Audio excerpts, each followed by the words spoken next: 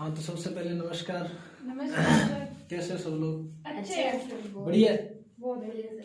कैसे क्या बन रहा है हिस्ट्री में? सर, अजंता की गुफाएं पढ़ रहे हैं। अजंता की गुफाएं पढ़ रहे थे। कल कोई थोड़ी सी टेक्निकल प्रॉब्लम हो गई थी, लाइट की प्रॉब्लम हुई, इस वजह से क्या हुआ क्लास थोड़ी सी बीच में रुक गई। अपने मंदिर लिख लिए थे, ठीक है। स्थापत्य कला में क्या कर रहे थे अपने? किस चीज की स्थापत्य कला कर रहे थे? गुप्त काल की। गुप्त काल की, ठीक है। अपने मंदिर जो प्रमुख प्रमुख मंदिर थे वो मैंने लिखवा दिए थे, ठीक है। जैसे मैं आपको बताऊं कि 2 ईंट से निर्मित मंदिर बताया मैंने, एक भीतरगांव का मंदिर बताया मैंने, ठीक है। उसके बाद में एक सिरपुर छत्तीसगढ़ का मंदिर बताया जो ईंट से निर्मित है। फिर नचना कुठार पार्वती का मंदिर है, चाहे उदयगिरी का मंदिर है, सारे मंदिर मैंने बता दिए, ठीक है। आज अपने क्या है, अजंता गुफाएं करेंगे। थोड़ा बहुत रहता है गुप्त काल का, वो करके फिर अपने क्या है कि अरब आक्रमण की बात करेंगे आज, ठीक है। अजंता की गुफाएं, किस चीज की? अजंता की गुफाएं। अगर अजंता की गुफाओं की बात की जाए तो कहां पर है? महाराष्ट्र में। महाराष्ट्र के औरंगाबाद में। महाराष्ट्र औरंगाबाद में एक गांव का नाम बताया था कल भी मैंने कि अनिंठा नामक गांव मिलता है। क्या नाम मिलता है? अनिंठा नामक गांव का नाम मिलता है जहां पर ये गुफाएं हैं अजंता की, ठीक है। अगर निर्माण पूछ लिया जाए कि इनका निर्माण किसने करवाया, देखो गुप्त काल में इनका निर्माण हुआ है, ये याद रखना। और किसने करवाया है? वाकाटक वंश के शासक पृथ्वीसेन। किसने? पृथ्वीसेन ने। और किसको कहकर करवाया? इनका एक सामंत मिलता है जिसका क्या नाम है?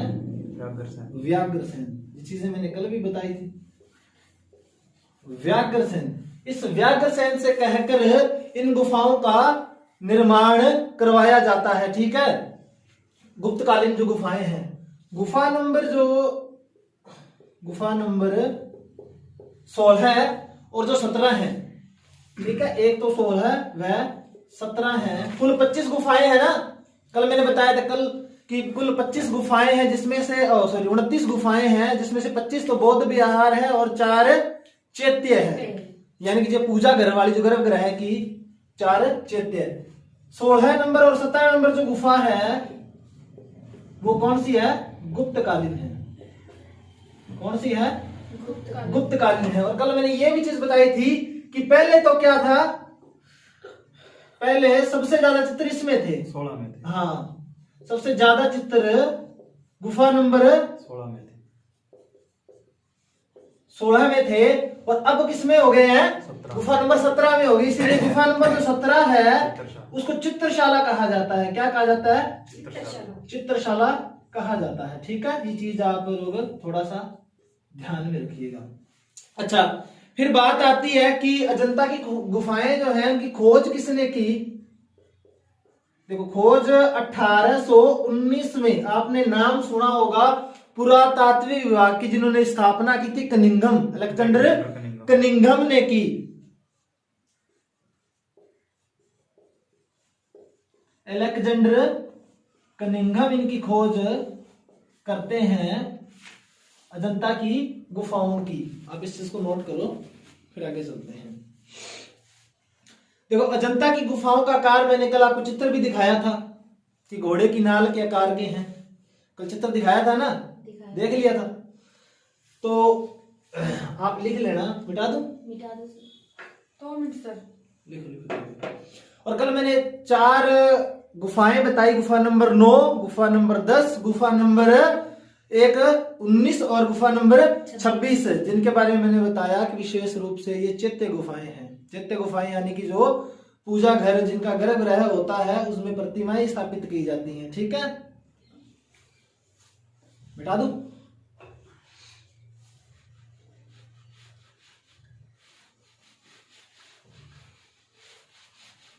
अच्छा, गुफा नंबर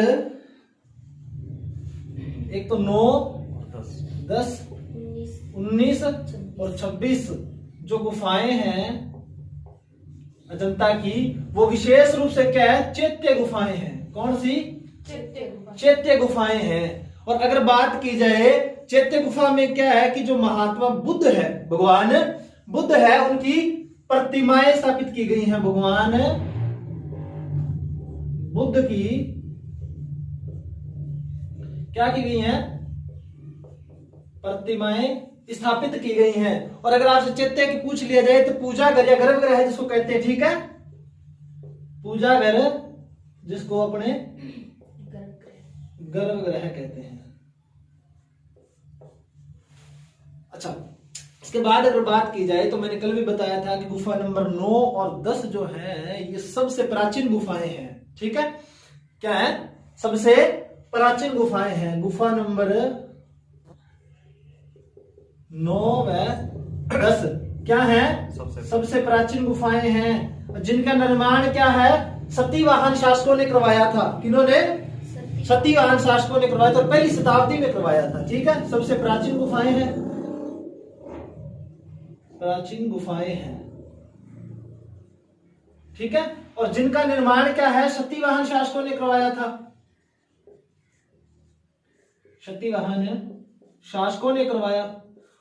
और पहली शताब्दी में, ईसा की जो पहली शताब्दी है उसमें इसका निर्माण करवाया गया। गुफा नंबर 9 और 10 का जो सबसे प्राचीन है, ठीक है। देखो इनके अंदर जो चित्रांकन किया गया है ना, जो चित्रों में चित्रांकन जो किया गया है खास तौर से उसमें क्या है? हरा, लाल, नीला रंग, इस तरह के प्रयोग किए गए। कौन कौन से रंग यूज किए गए चित्रांकन में? अगर आपसे पूछ लिया जाए विशेष तौर से, अलग से वैसे नोट लगा के लिख लेना कि चित्रांकन में रंग जो यूज किए गए हैं वो कौन कौन से हैं। जैसे हरा है, लाल है, कल में चित्र दिखाई देना आपने विशेष रूप से देखे होंगे, उसमें हरा, लाल और नीला, कुछ इस तरह के चित्रांकन में कलर से यूज किए गए हैं। और इसमें से जो गुफा नंबर 8 है और एक 13, गुफा नंबर 8 और 13 है, आपने हीनयान और महायान बौद्ध धर्म की 2 शाखाओं के बारे में पढ़ा होगा। 8 और जो 13 नंबर गुफाएं 2 है, ये गुफाएं क्या है? हीनयान बौद्ध धर्म की है। किसकी हैं? हाँ, मिटा दो, ठीक है। गुफा नंबर 8, 13 ये क्या है? हीनयान बौद्ध धर्म की गुफाएं हैं, ठीक है। इस चीज को आप नोट करना। और देखो गुफा नंबर जो 16 है उसमें जो महात्मा बुद्ध के वैराग्य होने की, वैराग्य समझते हो? महाविनिष्क्रमण मैंने बताया था ना उस टाइम में। अच्छा, वैराग्य होने की यानी कि जो उसमें जब इनके निर्वाण मोक्ष की जो प्राप्ति होती है, इनको मृत्यु का समय वैराग्य होने की स्थिति, वैराग्य मतलब जो रोना धोना करते हैं वैसे, ठीक है, उस स्थिति को दर्शाया गया है गुफा नंबर 16 में। किस गुफा में? जो गुफा नंबर, मैंने कहा है ना कि चित्र सबसे ज्यादा कहां पर है? पहले गुफा नंबर 16 में चित्र थे, उसी चित्रों में ये महात्मा बुद्ध के वहां पे चित्र दिखाए गए हैं। भगवान बुद्ध के वैराग्य यानी कि मृत्यु की स्थिति दिखाई गई है, ठीक है।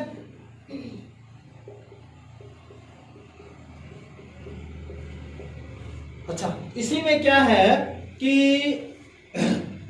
4 दृश्य दिखाए गए हैं। 4 दृश्य वैसे मैंने बताया था शायद तक, जब बौद्ध धर्म पढ़ाया था, दीपक बुझ जाना इसका अर्थ होता है ना। तो जब इनकी मृत्यु हुई तो दिखाया गया था कि इनके पैरों को किस तरह से ये जा रहे हैं। उसी तरह से 4 स्थितियां दिखाई गई हैं, किस तरह से ग्रह त्याग करते, उसके बाद में मोक्ष की प्राप्ति के बाद में ये अपने आप को क्या है कि त्याग देते हैं, इनके जो देह होते उसको त्याग देते हैं और किस तरह से मृत्यु प्राप्त कर लेते हैं, ठीक है। उसी तरह से क्या 4 दृश्य दिखाए गए हैं इसी में। कौन सी में? 16 है ना? हाँ 16 है, सॉरी, ठीक है। गुफा नंबर 16 में 4 इसी चीज के दृश्य दिखाए गए हैं, वैराग्य के, ठीक है। अच्छा, अगर इसमें बात की जाए कि अब इसी गुफा में क्या है कि जो भक्तजन हैं वो क्या कर रहे हैं, उपदेश दे रहे हैं। इसी गुफा में भक्तजनों का उपदेश देते हुए चित्रांकन दिखाया गया है। क्या दिखाया गया है? चित्रांकन। हाँ, भक्तों को उपदेश देते हुए दिखाया गया है। ठीक है, भक्तों को उपदेश देते हुए इसमें दिखाया गया है। ठीक है, और गुफा नंबर 16 जो है उसमें मरणासन जो राजकुमारी है, कौन है? मरणासन जो राजकुमारी है उसका चित्र भी है। ठीक है, इसमें मरणासन राजकुमारी का चित्र है। और अगर इसमें बात की जाए जो गुफा नंबर 16 जो 17 है ना, इसको लिख लिया आपने? ठीक है, मिटा दो। देखो गुफा नंबर जो 17 है उसमें जातक कथाओं का क्या किया गया है? उल्लेख किया गया, वर्णन किया गया है। ठीक है, जातक कथाएं मैंने बताया था किसने रची थी?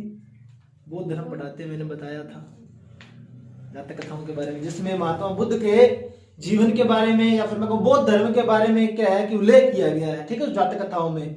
अच्छा, जातक कथाओं का चित्र है इसमें गुफा नंबर जो 17 जो है इसमें जातक कथाओं का चित्र है।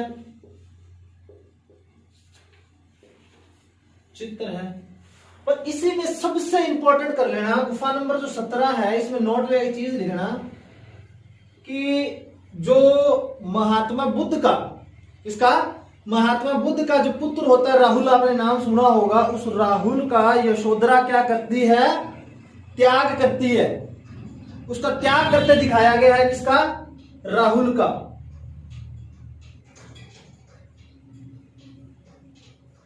राहुल का त्याग करते हुए माता यशोधरा को दिखाया गया है। ठीक है,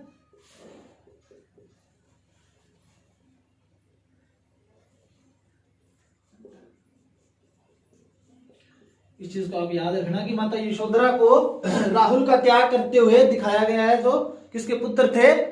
महात्मा बुद्ध के। ठीक है, इस चीज को आप ध्यान में रखिएगा। अच्छा, एक चीज और याद रखिएगा कि जो गुफा नंबर 17 है ना उसमें महात्मा बुद्ध का ग्रह त्याग का भी चित्रण दिखाया गया, किस तरह से वो ग्रह त्याग करते हैं, महाविनिष्क्रमण के बारे में दिखाया गया है। तो महात्मा बुद्ध के ग्रह त्याग, किसका? ग्रह त्याग, महाविनिष्क्रमण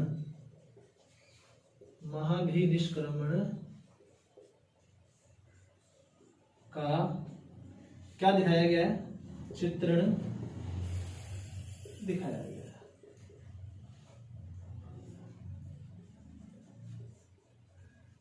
ठीक है, ये आपकी हो जाती है क्या? गुप्त काल की कहानी पूरी। गुप्त काल की स्थापत्य कला में इतनी चीजें महत्वपूर्ण थी। वैसे तो अजंता गुफाएं नॉर्मल दिखाया जाता है कि अजंता गुफाओं का निर्माण करवाया गया था गुप्त काल में। गुफा नंबर 16-17 के बारे में इंपॉर्टेंट चीजें मिलती हैं, बट यहाँ पर अपने थोड़ी बहुत बातें इसके बारे में जान ली। ठीक है, मिटा दूं अजंता की गुफाएं, स्थापत्य कला भी मिटा रहा हूं फिर मैं, क्योंकि अपने पूरी हो गई। हो गया ना गुप्त काल? अच्छा, अब अपने बात करें किसकी? देखो यहाँ से अपना क्या होता है कि प्राचीन भारत का जो काल है वो पूरा हो जाता है। ठीक है, जिसमें अपने सिंधु सभ्यता कर गए हैं, उसके बाद में अपने क्या वैदिक सभ्यता की, बौद्ध धर्म, जैन धर्म किया अपने, उसके बाद में मौर्य काल महाजनपद मगध साम्राज्य के बारे में बात की, फिर मौर्य साम्राज्य के बारे में बात की, जस्ट उसके बाद में गुप्त काल कर गए। यहाँ से अपना प्राचीन भारत खत्म होता है। अब अपने क्या है कि मध्यकालीन भारत में चलेंगे। कहां पर है? मध्यकालीन भारत में दिल्ली सल्तनत करेंगे, और उस दिल्ली सल्तनत से भी पहले क्या है, अरब और तुर्कों का आक्रमण होता है। उसके बारे में अपने क्या है थोड़ी बहुत जानकारी लेंगे। ठीक है, देखो सबसे पहले अरबों का आक्रमण, भारत पर किसका आक्रमण होता है? सबसे पहले अरब आक्रमण पढ़ते हैं। स्टोरी क्या है सुनना थोड़ी सी। अरब आक्रमण हेडिंग डाले ना, अरब आक्रमण। देखो स्टोरी क्या होती है कि अपना जो भारत है ना, सुनना देखो कुछ इस तरह से, यहां पर क्या है, अरब इलाका है। कौन सा इलाका है यहाँ पर? अरब इलाका है, ठीक है। ये कौन है? भारत, ठीक है। एक बार की बात है कि यहां से एक रास्ता जाता था, ठीक है। अरब क्या करते थे कि श्रीलंका से, कहां से? श्रीलंका से। श्रीलंका से। ये कौन है? श्रीलंका। श्रीलंका यानी सिंहल द्वीप प्राचीन। इस श्रीलंका से क्या है, व्यापार करते थे कौन? अरब। अरब लोग क्या करते थे? अरब के जो व्यापारी थे वो सीधा व्यापार कहां से करते थे? इस रास्ता से। श्रीलंका सीधा भारत के पास से होकर जा रहा है ना, गुजरात के आसपास से ये एरिया इधर से जा रहा है, ठीक है। एक बार क्या होता है कि व्यापार के दौरान 711-12 का टाइम मिलता है। किसका? 711-12 का टाइम मिलता है। यहां से जब ये यहाँ के श्रीलंका के माल के जो जहाजी बेड़े थे, क्या? जहाजी बेड़े जो थे माल भर के लेके जा रहे थे। अच्छा, यहां से ले जाया जा रहा था। तो यहां पर एक स्थान पड़ता है, आपको पता होगा, वर्तमान पाकिस्तान के अंदर भी आपने देखो, सिंध। कौन सा? सिंध का, जिसकी राजधानी रोहिरा थी उस टाइम में। क्या थी? रोहिरा थी। और यहाँ का शासक था कौन है? कौन था? याद आ रहा होगा कुछ? ब्राह्मण वंश का एक शासक था, ताहिर सेन। क्या नाम मिलता है? ताहिर सेन। ताहिर सेन, ठीक है। जो क्या था? ब्राह्मण वंश का था। सुनना। अच्छा, अब यहां से ये माल जा रहा था और यहां पे सिंध के दक्षिण में एक स्थान मिलता है। क्या नाम मिलता है? देवल थट्टा।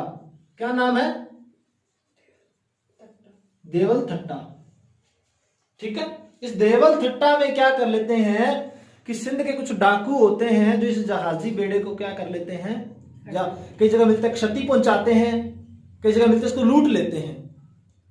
हालांकि स्पष्ट तौर पे ये मिलता है, आप प्रमाणिक बुकें देखना, कभी एनसीईआरटी की देखना, आप जो आरबीएससी की 10वीं की किताबें हैं, 12वीं की किताबें हैं, 7वीं 8वीं किताब, उनमें देखना आपको प्रमाणिक मिलेगा इन चीजों। गाइडों में कभी मत देखना, ठीक है। अच्छा, इसमें चीज मिलती है कि देवल थट्टा में क्या है, सिंध के डाकू क्या है, इस जहाजी बेड़े को लूट लेते हैं जो कहां से जा रहा था? श्रीलंका से अरब जा रहा था। कहां जा रहा था? श्रीलंका से अरब जा रहा था। अब यहाँ के जो कौन है गवर्नर थे, अल हजाज। कौन है? अरब के जो गवर्नर थे, इराक ईरान तक का जो एरिया है ना, वो यही एरिया है, ठीक है। यहाँ के गवर्नर थे कौन? अल हजाज। देखो, ये जो अल हजाज है और यहाँ का खलीफा, और देख लेना, खलीफा वालिद है यहाँ का। इस टाइम खलीफा कौन है? वालिद। खलीफा वालिद और गवर्नर अल हजाज जो होते हैं, देखते हैं कि कहां के क्षेत्र के डाकू जो हैं जिन्होंने के जहाज को लूटा है, वो देखते हैं कि ये तो सिंध का एरिया है। तो ये क्या है कि समाचार पहुंचाते हैं किसको? सिंध के दाहिर सेन को, कि भी हमारा जहाज लूटा गया है, आप इस पर थोड़ी सी गौर करो। क्या करो? गौर करो, उन डाकुओं पर गौर करो। गौर करने का मतलब कि हमारा जो माल लूटा गया है भाई, उसको वापस लौटाओ हमें, आप उनको सजा दो, कहने का मतलब। पर दाहिर सेन क्या करता है कि इस चीज से मना कर देता है, कि वो कहता है कि मेरे इलाके में देवल थट्टा नहीं आता, ये डाकू हमारे इलाके के नहीं है, मैं इस पर कोई भी एक्शन नहीं लूंगा, मैं इस पर कोई भी एक्शन नहीं लूंगा। याद रखना कि पहले इन्होंने कहा है, सीधा कुछ भी एक्शन नहीं लिया। पहले इन्होंने क्या कहा कि भाई दाहिर सेन जी, हमारा इस तरह से माल लूटा गया है, आप थोड़ी गौर करो। पहले भारत में था ना ये एरिया, ये कभी भी भूलना मत कि ये जो एरिया था पहले भारत का था, ठीक है। ये तो मैंने वैसे वर्तमान के दृष्टिकोण से बना दिया, ठीक है। अच्छा, ये मना कर देता है। मना कर देता है तो अल हजाज जो यहाँ के गवर्नर है और खलीफा उस टाइम के, क्योंकि वहां पर खलीफा है ना, खलीफा का क्या मतलब है? जो सर्वोच्च धार्मिक गुरु जो है ना, सर्वोच्च धार्मिक गुरु, वो कौन है? वहां का इस्लाम का, ठीक है। इस्लाम का जो सर्वोच्च धार्मिक गुरु जो है वो खलीफा है वहां का। तो ये क्या करते हैं कि अब गुस्सा खा जाते हैं कि दाहिर सेन ने भाई गलत किया है हमारे साथ। क्या किया है? गलत किया है।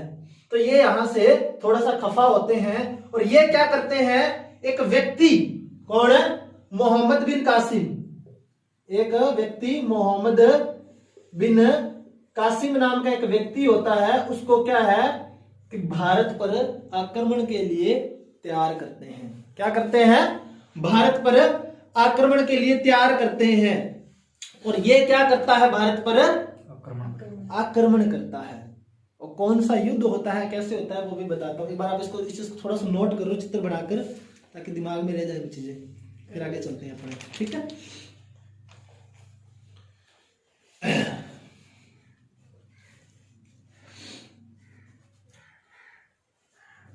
फिर रावण का युद्ध होता है, लिख लीजिएगा आपने, मिटा दो। जाओ सर। 1 minute sir. जब रावण का युद्ध होता है तो दाहिर सेन वर्सेस किसके बीच में होता है, मोहम्मद बिन कासिम। याद रखना, भारत पर आक्रमण करने वाले सर्वप्रथम विदेशी कौन थे, अरब आक्रांता थे। कौन थे, अरब आक्रांता थे। तुर्क बाद में आए, अरब पहले आए। अरब आक्रांता थे और उनमें भी कौन था सबसे पहले भारत पर आक्रमण करने वाला, अरब आक्रांता। प्रथम आक्रांता कौन माना जाता है, मोहम्मद बिन कासिम। उसको भेजा किसने, इराक के जो गवर्नर थे अल हजाज और खलीफा कौन थे, वालिद। उन्होंने उनको, अरब प्रथम आक्रमण है, अरब प्रथम आक्रमण है क्या? हाँ वैसे तो आक्रमण इससे पहले हो चुका है क्या, इससे तो पहले आक्रमण तो हो चुका है, लेकिन ये अरबी आक्रमण पहले है। बिल्कुल बिल्कुल बिल्कुल, अरब की बात कर रहा हूं। ठीक है, अरब आक्रांता थे। ठीक है, कौन, मोहम्मद बिन कासिम आते हैं, रावण का युद्ध मिटा दो। मिटा दो। अच्छा, अब सुनना कि रावण का युद्ध होता है, किस किस के बीच में होगा रावण का युद्ध, युद्ध इंपॉर्टेंट है ना ये। रावण का युद्ध हुआ 712 ईस्वी में। कब, 712 ईस्वी में। कारण पता चल गया ना आपको, कारण लिखने की जरूरत नहीं है ना।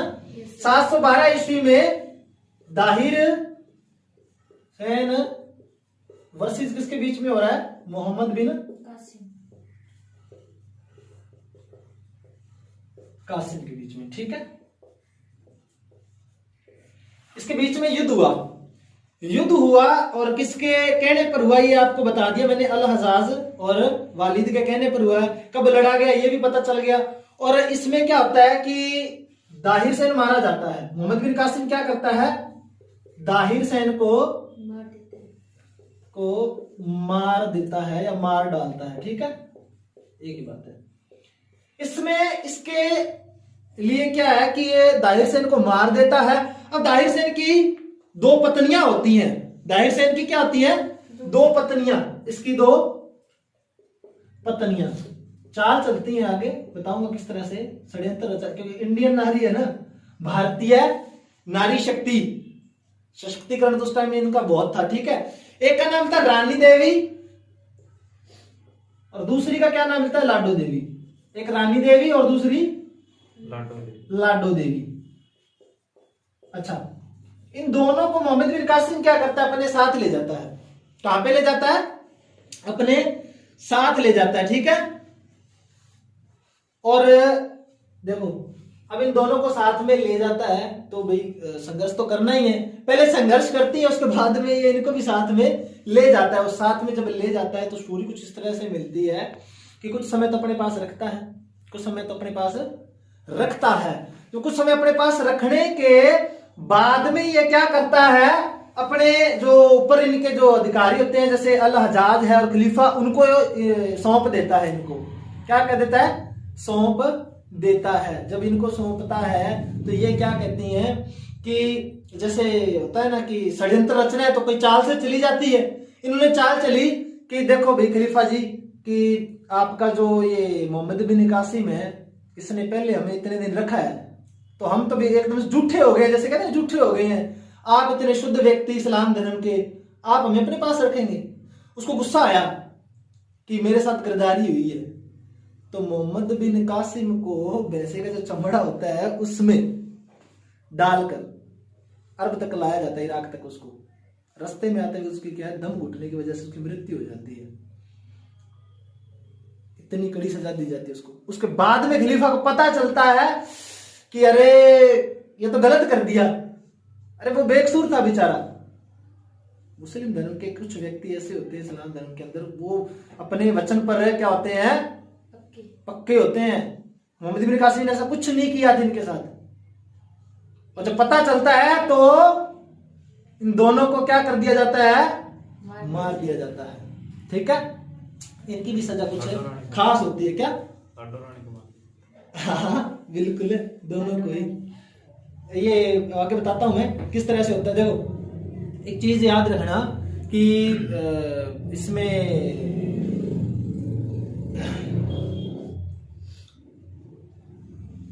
चचनामा जो है ना, एक चचनामा, इसका वैसे कोई क्या कहते हैं कि लेखक नहीं मिलता बट अपने को, ठीक है, चचनामा के अंदर ये सारी की सारी चीजें लिखी हुई हैं, वहां पर अपने को इसका क्या है, उल्लेख मिलता है।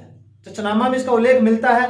हालांकि इसका कुछ जगह पर अपवाद के रूप में अली अहमद, याद रखना मैं पहले बता रहा हूं, ये बाद में चीजें बताऊंगा, ठीक है। अली अहमद क्या है कि कई जगह पर इसका लेखक मिलता है, किसका, चचनामा का। कुछ जगह पर चचनामा का अली अहमद लेखक मिलता है, बट प्रमाणिक नहीं है ये।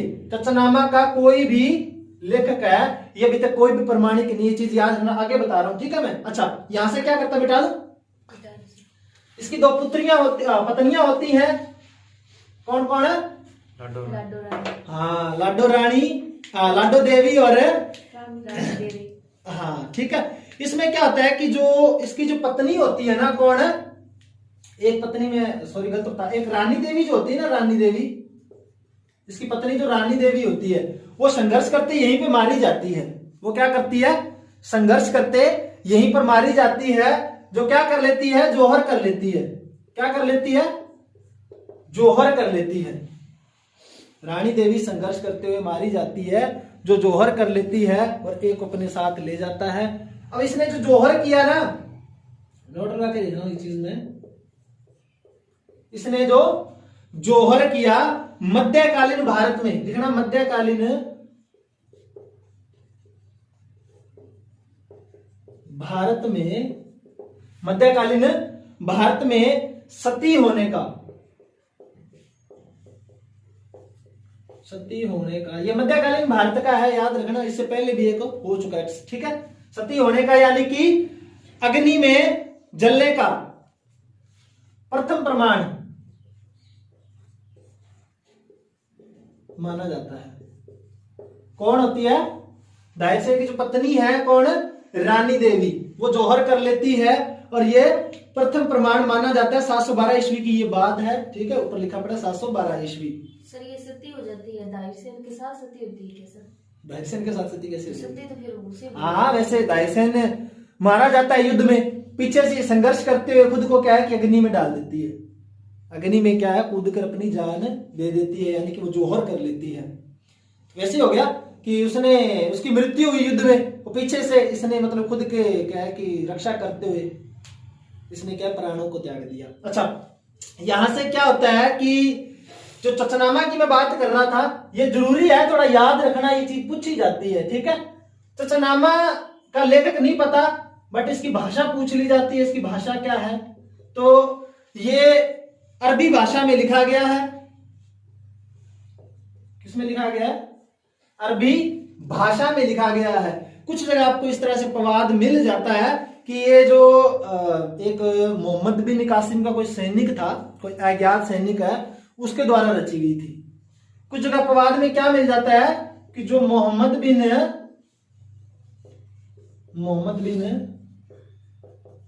कासिम का कोई अज्ञात सैनिक था, उसी की सेना में, मतलब जो आया उसी की सेना में कोई अज्ञात सैनिक था, उसने क्या है किसकी रचना की, ठीक है, अज्ञात सैनिक ने चचनामा की रचना की, ठीक है। ये कभी कभी आपसे पूछ लिया जाता है, एक साइड में थोड़ा बताना जरूरी था क्योंकि इसके बारे में उल्लेख मिलता है, ठीक है। इसका अनुवाद वैसे करवाया गया है, ये मिटा दो नीचे से, सती होने का उल्लेख मिलता है। जो देखो, जो चचनामा जो है ना आपकी, ये चचनामा देखो, इसका अनुवाद करवाया गया, अंग्रेजी में भी करवाया गया, ठीक है, और फारसी में भी करवाया गया। फारसी में अनुवाद की बात की जाए तो एक छोटा सा नाम मिलता है, किसी व्यक्ति का नाम मिलता है मोहम्मद अली बिन मोहम्मद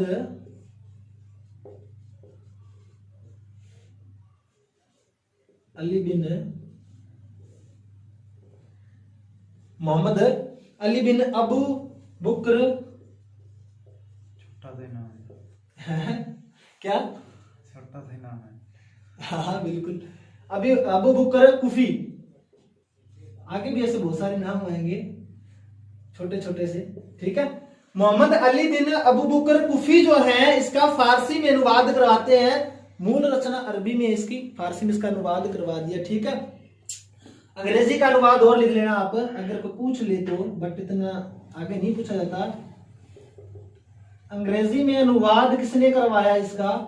तो यूएम दाऊद पोटा, यूएम जो दाऊद पोटा जो है, इन्होंने क्या करवाया इसका फारसी में, अंग्रेजी में अनुवाद करवाया, सॉरी, ठीक है। अंग्रेजी में अनुवाद कौन करवाते हैं? यूएम दाऊद पोटा, ठीक है।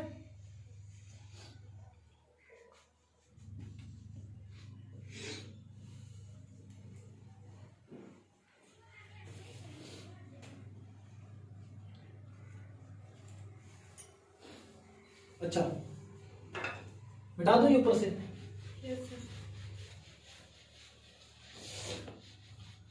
इसकी वो एक चीज गलत हो गई थोड़ी सी, माफी चाहूंगा उसके लिए मैं।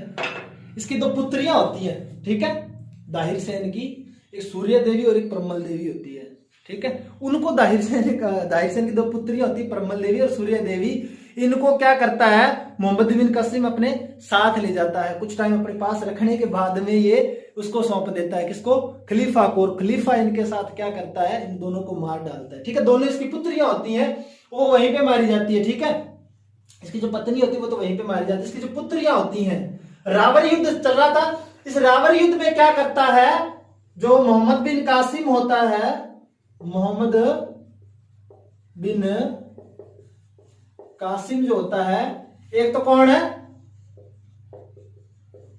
एक का तो क्या नाम मिलता है?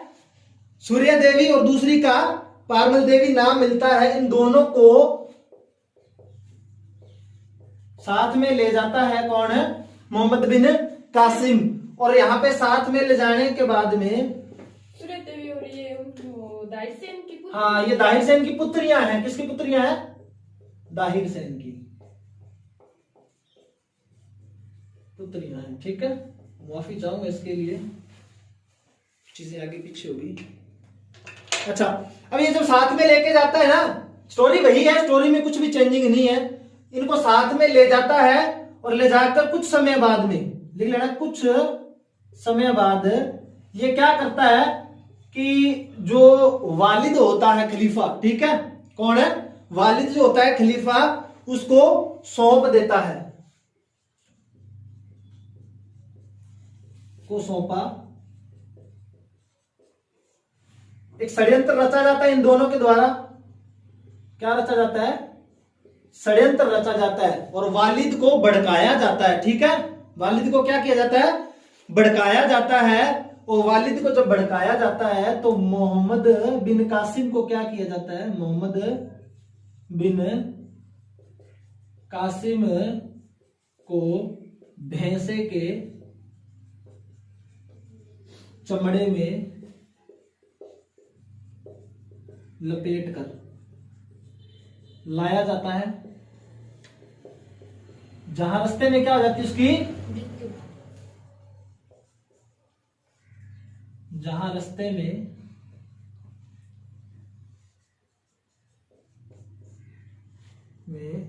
उसकी मृत्यु हो जाती है। और कुछ समय बाद क्या पता चलता है? कुछ समय बाद जैसे पता चला ना कि ये षड्यंत्र रचा गया है हमारे साथ में, वालिद को जैसे पता चलता है तो वालिद क्या करता है? उन दोनों को जिंदा दीवार में चुनवा देता है, मार डालता है अंदर के लिए, ठीक है। मिटा दो ये, लिख लिया? जैसे ही मिटा दूं? जैसे ही पता चला वालिद को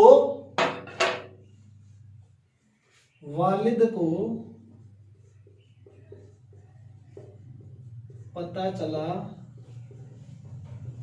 षड्यंत्र का, तो इसने इन दोनों को, किसको? सूर्य देवी और पार्वल देवी, इन दोनों को जिंदा दीवार में चुनवा दिया था। जिंदा दीवार में चुनवा दिया था। भाई इसकी दो ही पत्नियां थी, दो ही पुत्रियां थी, तो कंफ्यूजन हो गया। ठीक है, वैसे स्टोरी यही है, स्टोरी में कोई भी चेंजिंग नहीं है। ठीक है, अच्छा अब कुछ चीजें सुन लेना। अब यहां से थोड़ा सा आगे बढ़ेंगे। यहां से थोड़ा सा युद्ध हो गया है, अरबों का आक्रमण हो गया है भारत के अंदर। प्रथम आक्रांता मोहम्मद बिन कासिम था, इस चीज को याद रखना। ठीक है, अच्छा जैसे ही एक चीज पता चलती है यहां से कि अरबों का तो अब आक्रमण हो ही गया है, अब यहां से कुछ एक चीजें हैं वो थोड़ा सा नॉर्मल बता देता हूं, ताकि वो सारी दिल्ली सल्तनत में भी अपने को काम देंगी, मुगल शासन में भी अपने को काम देंगी, और अब यहाँ पे तो अपने को थोड़ी बहुत काम देनी है। बिठा दूं? अच्छा अब सुनना, देखो एक गाजी की उपाधि होती है। क्या? गाजी की उपाधि होती है। गाजी किसको कहा जाता है? जो, ये लिख लेना आप क्योंकि जरूरी है चीजें, जो युद्ध में कभी न हारा हो। जो युद्ध में कभी न हारा हो उसको क्या कहा जाता है? गाजी। हाँ ठीक है, गाजी। एक मुहतसिब होता है, एक मुहतसिब होता है। देखो मुहतसिब क्या होता है? जो मुस्लिम धर्म जो होता है उसमें जो जांच परख करने वाला, क्या करने वाला? जांच परख करने वाला। किस तरह जांच परख करने वाला? कि कौन मुस्लिम धर्म का सही तरह से पालन कर रहा है, कौन गलत काम कर रहा है। स्त्रियों के लिए बहुत ख्याल रखा जाता है, किसमें? मुस्लिम धर्म में बहुत आदरण सम्माननीय माना जाता है स्त्रियों को। उसमें अगर थोड़ी सी भी कहीं भी किसी भी व्यक्ति के द्वारा छेड़खानी दिखी तो उसकी जांच परख कौन करेगा? मुहतसिब। तो लिखना मुस्लिम धर्म में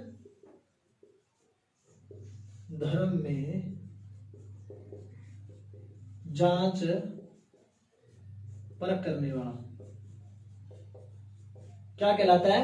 मुहतसिब कहलाता है। आपको बार बार एक उपाधि सुनाई देगी सुल्तान की। क्या? सुल्तान की। जब हम दिल्ली सल्तनत में जैसे ही आरंभ करेंगे दिल्ली सल्तनत को, तो वहां से सुल्तान सुल्तान सुल्तान सुनना स्टार्ट हो जाएगा आपको। तो सुल्तान देख लो क्या चीज होती है। देखो सुल्तान कौन होता है? जो खलीफा है ना, इस्लाम धर्म का सर्वोच्च गुरु जो है, धार्मिक गुरु, उस खलीफा से जो कोई व्यक्ति है, मान लीजिए कोई व्यक्ति है, यह खलीफा है। अगर कोई व्यक्ति कहीं भी अपना कोई शासनकाल स्टार्ट कर रहा है, अपनी कुछ क्या है कि राज्य की स्टार्टिंग कर रहा है, तो वो जो कोई भी व्यक्ति है वो इस खलीफा से क्या प्राप्त करके? सनद प्राप्त करके। सनद क्या होता है? एक आदेश पत्र होता है। क्या होता है? आदेश पत्र होता है, इसको सनद कहा जाता है। वो क्या करेगा? जो कोई भी व्यक्ति है यहां पर, ठीक है, जो भी कोई व्यक्ति है, जो व्यक्ति खलीफा से सनद प्राप्त करके, आदेश पत्र प्राप्त करके क्या है कि अपना राज्य चलाएगा या शासन करेगा, कहूं मैं, क्या करेगा? शासन करेगा। वो क्या कहलाएगा? सुल्तान। क्या कहलाएगा वो? सुल्तान कहलाएगा। सुल्तान अभी सुन लेना, इसका मतलब क्या है कि वो इस्लाम धर्म में क्या है? विश्वास कर रहा है। इस्लाम धर्म में विश्वास कर रहा है वो व्यक्ति, तो इस्लाम धर्म के लिए, मतलब जो इस्लाम धर्म के नीचे रहकर इस्लाम धर्म को कबूल करके क्या है कि जो व्यक्ति शासन चलाता है वो किस उपाधि को मानता है? सुल्तान को। किस उपाधि को प्राप्त करता है वो? सुल्तान की उपाधि को। और कैसे प्राप्त की जाती है? जो सर्वोच्च गुरु जो है इनके खलीफा, उनसे क्या है, सनद प्राप्त करके क्या है कि ये उपाधि धारण की जाती है। वो कौन होता है? सुल्तान। ठीक है, इस तरह से लिख लोगे या फिर लिखवाऊं? लिख लोगे क्या? अच्छा, फिर एक पद आता है इसका, लिखो आप इस चीज को, फिर आगे बताता हूं मैं। ये जरूरी है बतानी, क्योंकि फिर आगे बीच में कहां पर बताएंगे, शुरुआत अभी तो।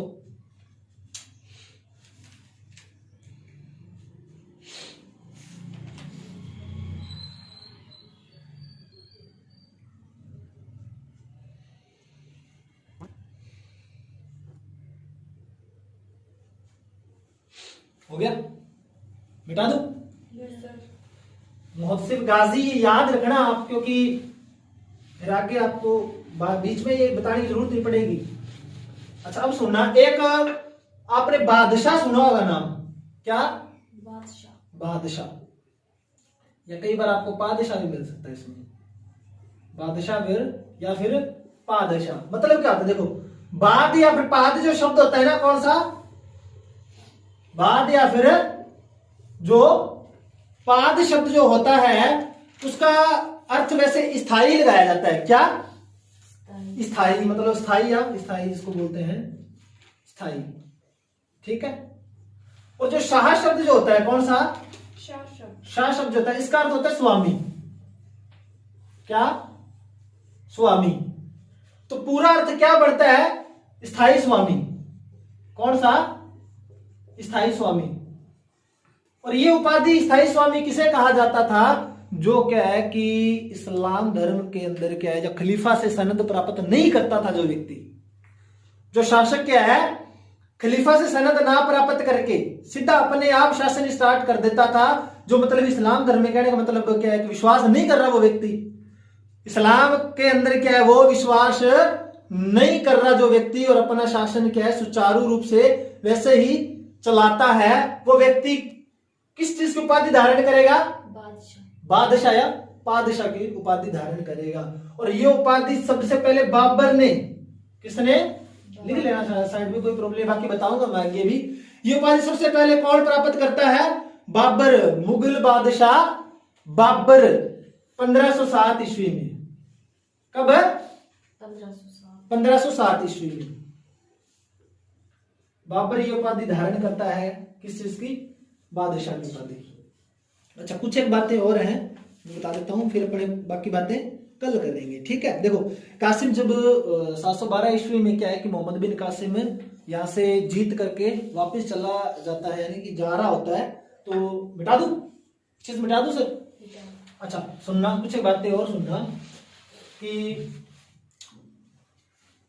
कुछ इस तरह का जो मैंने चित्र शुरुआत में बनाया था, ये एरिया अपना भारत, ये इतना एरिया पहले भारत में भी था। ठीक है, अच्छा सुनना, सिंध से जब वो क्या है कि जीतकर वापस से लौट रहा होता है, तो रास्ते में आपने सुना होगा मुल्तान आता है, पाकिस्तान के अंदर वर्तमान में भी है। ठीक है, मुल्तान को लूट लेता है कौन? कासिम। एक चीज याद रखना हमेशा ही, जहां से मैं बता रहा हूं, अब ये जो लोग आ रहे हैं ना, शुरुआत के जो आक्रमण हो रहे हैं, ये सिर्फ लूट मार के लिए हो रहे हैं, शासन स्थापित करने के लिए नहीं हो रहे। भारत में अभी जहां पर आएगी बात में वहां पर बता दूंगा कि हाँ, यहां से शासन स्थापित करने की बातें स्टार्ट हो गई हैं। अभी तक भारत में कोई भी ऐसा कोई भी मामला नहीं है, अरबों ने आक्रमण किया, लूट मार ही कर रहे हैं, शासन स्थापित करने के लिए नहीं भी हुआ। और यह भी नहीं होता आक्रमण अगर क्या है कि दाहिर से मान जाता, इसीलिए। ठीक है, अच्छा, अब क्या था कि रास्ते में मुल्तान आता है, ये क्या करता है, जो कासिम होता है, कासिम जब सिंध से जीत कर वापिस जा रहा होता है, तो रास्ते में मुल्तान को लूट लेता है। ये किसको लूट लेता है? मुल्तान को लूटा इसने। जब इसको लूटा तो देखो बहुत कुछ मिला इसको वहां से, भारत को सोने की चिड़िया कहा जाता है ना, बहुत कुछ था भारत में, बहुत ज्यादा सोना था। एक आगे इतिहासकार लेनपुर शायद तक कहते हैं कि भारत क्या था, एक ऐसा गड्ढा है सोने का, जहां से सोने की मतलब क्या है कि खजाना या सोना आने का रास्ता तो है, बट पीछे वापस जाने का रास्ता नहीं है। इतिहासकार ऐसी बातें कहते हैं भारत के लिए, सोने की चिड़िया इसीलिए कहा जाता है। अच्छा, इसको बहुत सारा सोना मिलता है यहां से, इसीलिए क्या है कि इस नगर का कासिम नाम बदलकर क्या रखा जाता है, ये मोस्ट इंपोर्टेंट प्रश्न बनता है। जाते वक्त उसने जब लूटा इसको, तो इसका नाम सोन नगर रखा जाता है। ये क्या? सोन नगर या सोने का नगर, सोन नगर या फिर सोने का नगर किसको कहा? मोहम्मद बिन कासिम ने जाते वक्त मुल्तान को, वर्तमान पाकिस्तान। ठीक है। जब एक चीज और याद रखना कि 712 ईस्वी में, 712 ईस्वी में जब कासिम क्या करता है, सिंध को जीतकर वापस जाता है, उससे पहले वो वहां के लोगों पर एक कर लगा के जाता है। उस कर का नाम जजिया कर। ठीक है। कौन सा कर लगाता है वो? जजिया कर। कौन लगा रहा है? कासिम। कासिम क्या करता है कि सिंध पर विजय पाने के बाद में वहां के लोगों पर जजिया कर लगा देता है। ठीक है। और ऐसा करने वाला प्रथम शासक माना जाता है ये। अभी तक किसी ने नहीं लगाया ऐसा। ठीक है। ये प्रथम शासक माना जाता है जिसने जजिया कर लगाया। और इसने एक सिक्का भी जारी किया। ठीक है। इसने क्या किया? एक सिक्का जारी किया और आपसे उस सिक्के का नाम पूछ लिया जाता है। उस सिक्के का नाम क्या है? दिरहम। कौन सा सिक्का? दिरहम नामक एक सिक्का जारी किया इसने। यहीं पर कर रहा है ये कार्य। याद रखना ये चीजें मोस्ट इंपोर्टेंट है कि दिरहम नामक सिक्का किसने जारी किया। ठीक है। दिरहम नामक सिक्का किसने जारी किया? तो मोहम्मद बिन कासिम ने। कहां पर? सिंध में ही। और जजिया कर लगाया इसने। ठीक है। विजय के बाद में ये चीज भी याद रखना। एक आपको पता होगा कि जो ऊंट और जो खजूर किसकी देन है? अरबों की देन है। खजूर और ऊंट किसकी देन है? अपने को भारत वालों को अरबों की देन है। ये नॉर्मल सी बात है, आप वैसे ही लिख लेना। ठीक है। खजूर और ऊंट किसकी देन है? अरबों की देन है। ठीक है। और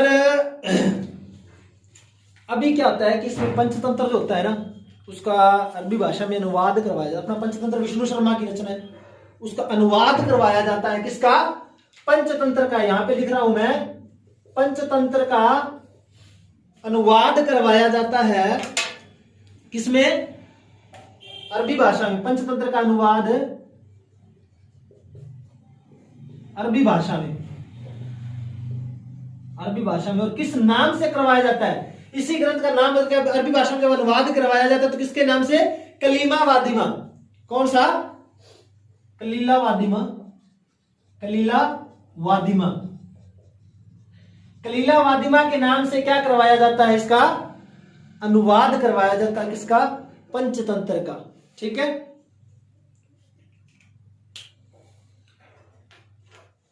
बाकी चीजें अपने कल कर लेंगे। ठीक है। टाइम अपना पूरा हो चुका है। और एक चीज याद रखना आप कि जब अरब आक्रमण हो गया ये, इसके बाद में जस्ट अपने क्या आगे तुर्क आक्रमण करेंगे। अरब आक्रमण की कुछ एक बातें और रही हैं, थोड़ी सी गिना चुनूंगा। ठीक है। वो बातें करके अपने देखो एक दो बातें और हैं, चलो मैं बता ही देता हूं। फिर अपने कल तुर्क आक्रमण मिटा दो, ये चीज मिटा दो क्या? सारी अच्छा देखो, ब्रह्मगुप्त जो था ना अपने गुप्त काल में, ब्रह्मगुप्त आपको मैंने बताया था। देखो गुप्त काल का जो ब्रह्मगुप्त है उसके द्वारा एक लिखित ग्रंथ मिलता है अपने को। कौन सा? ब्रह्म सिद्धांति का व खंड खाद्यक। कौन कौन से? ब्रह्मगुप्त जो होता है अपना, ब्रह्मगुप्त द्वारा लिखित, गुप्त काल का शासक है ना ये, ब्रह्मगुप्त द्वारा लिखित एक ग्रंथ है जिसका क्या नाम मिलता है? ये तो खंड खाद्यक और एक ब्रह्म सिद्धांति का। कासिम क्या करता है आक्रमण के बाद में? तो लूट मार करने आया था बेचारा, उसको पता था कुछ लूट लाएंगे वहां से। ठीक है। ये दोनों को क्या करता है कि अपने साथ ले जाता है। कहां पर? अरब में। ब्रह्मगुप्त द्वारा जो रचित खंड खाद्य का जो ब्रह्म सिद्धांति का जो दो ग्रंथ हैं, इन दोनों को अपने साथ ले जाता है। ठीक है। और वहां पे जाके अरबी भाषा में इसका अनुवाद करवाता है। किसमें? अरबी भाषा में अनुवाद करवाता है। और जिसने अनुवाद किया उस व्यक्ति का नाम आपसे पूछा जाता है जल जाफरी। क्या? जल जाफरी। ठीक है। तो ये आपका क्या हो जाता है, अरब आक्रमण पूरा हो जाता है। कुछ एक बात एक दो जो रही भी होंगी, चलो कुछ छुट्टी होगी तो वो कल और बता दूंगा, ठीक है। मैं कल अपने क्या करेंगे, तुर्क आक्रमण करेंगे। तुर्क आक्रमण के बाद में दिल्ली सल्तनत, ठीक है। ये आप नोट कर लो इस चीज को।